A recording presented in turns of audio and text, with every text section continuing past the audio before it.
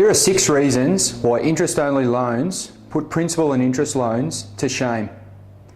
Interest-only loans are far better than principal and interest home loans, and that applies to every home loan, even for the property you're living in.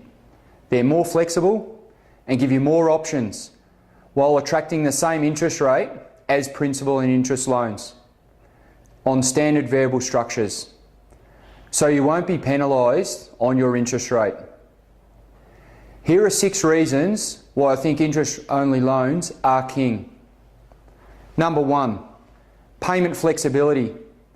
You can treat an interest-only loan the same as a principal and interest loan by paying the same monthly amount as you would on a principal and interest loan.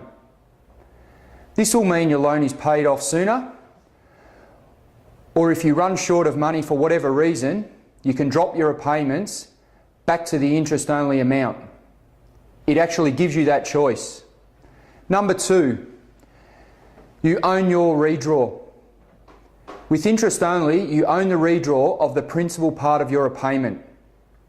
With a principal and interest loan, the bank take away and never give you access to the principal part of your repayment. So the bank owns your principal reductions. It's crazy, right? Interest only makes you the owner of your principal part of your repayments. Number 3, you can access all your redraw.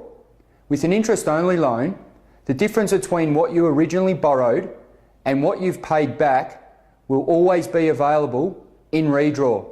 Let's look at an example. Say you started with a $500,000 loan and had paid back $100,000 of your principal.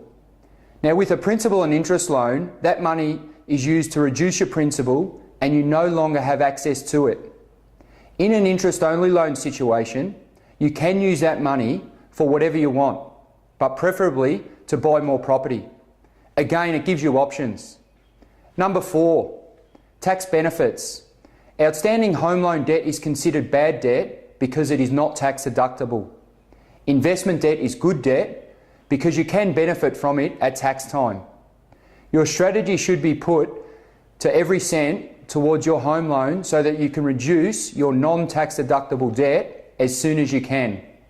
For the investment loan, you should only pay the minimum interest-only amount. The more the investment costs you on paper, the better the tax benefit. Number 5, increased borrowing power.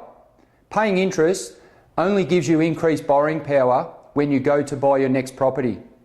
The bank will look at your monthly commitments to help work out how much they'll lend you.